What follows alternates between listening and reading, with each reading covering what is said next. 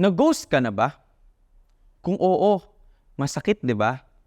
Yung naghihintay ka ng sagot, pero hindi ka man lang niya rineplyan. Kahit nakita mo na delivered ang message mo sa kanya sa messenger.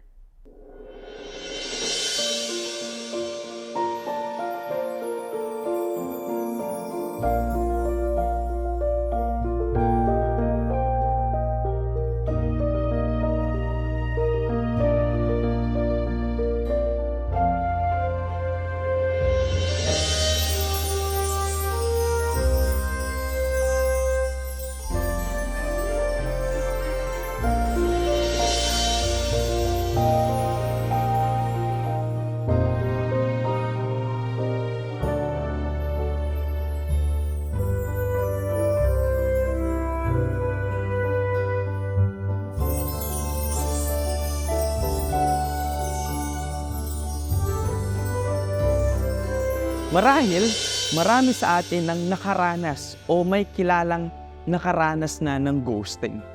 Yun bang sinanay ka na niyang kausap ka araw-araw at bigla kang iiwan sa ere?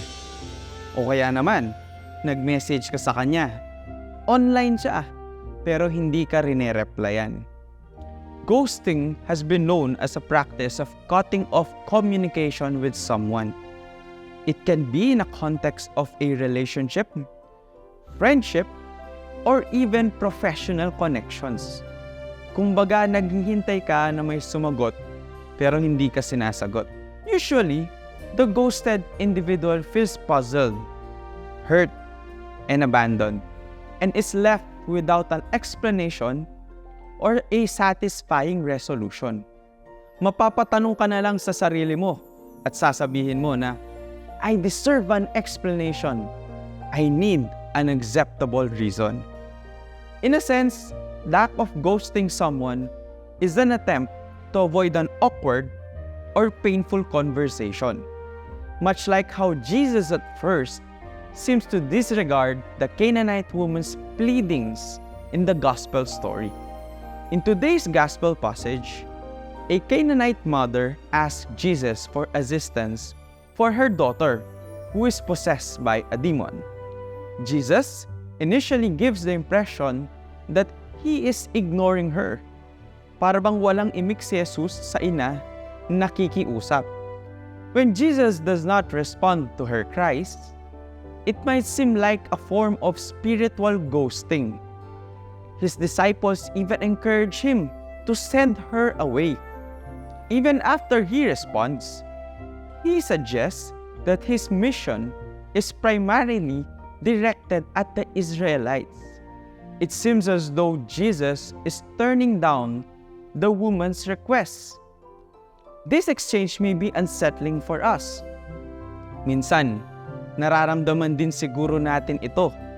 Yung bang may ipinagdarasal ka, ngunit parang hindi nadirinig ang ating mga dasal. However, the woman's perseverance and faith are evident. Despite what seems to be a rejection, she humbly keeps asking Jesus for assistance. Her persistence showed her determination to bridge the gap and seek divine intervention despite the initial silence given by Jesus. Similar to someone who has been ghosted, the Canaanite woman might have given up or been discouraged by the seeming lack of reaction or response by Jesus. However, she shows unwavering faith and willingness by continuing despite difficulties. We can learn a valuable lesson from her. Her unwavering faith to converse with Jesus about persistence and asking for aid from God even when He seems silent. This episode of Christ's public life contains a lesson for all of us, one that is very important. It is the importance of persistence in our prayers. We know that our specific requests may not necessarily be in the best interest of the person we pray for, or even for our own benefit. Sometimes, we may feel that God is not responding. Kaya nga, di ba, mayroon nagsasabi na tila bang natutulog ang Diyos. In spite of that, what we need to have is a humble heart and a persisting prayer. We need to have a humble heart because every prayer is humble. Prayer is humble because every time that we pray, we acknowledge that God is merciful and good, and that He knows what is best for us far better than we do. Also, we must be persistent in prayer because it is important to cling to our faith even during times of hardships as we seek a deeper connection with God.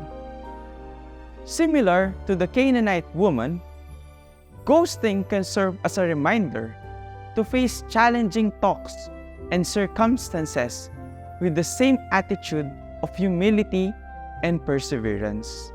Even though it could be difficult or painful, speaking openly and honestly when there's a chance of disagreement or discomfort promotes understanding, healing, and the possibility of reconciliation.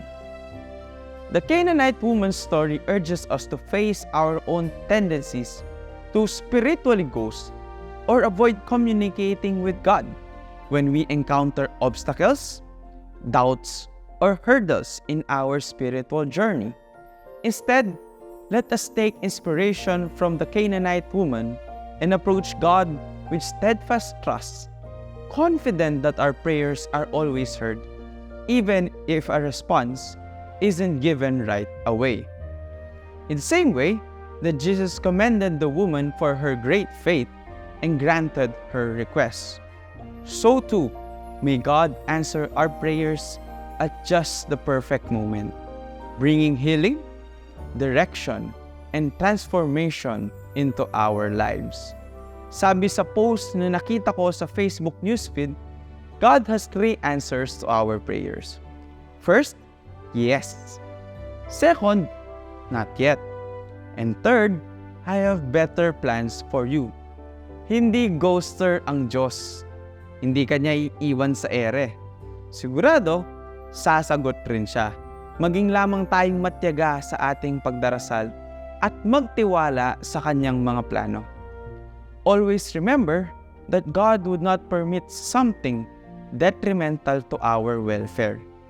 However, if we pray sincerely and persistently, we will always receive a response that is often better than what we had hoped for.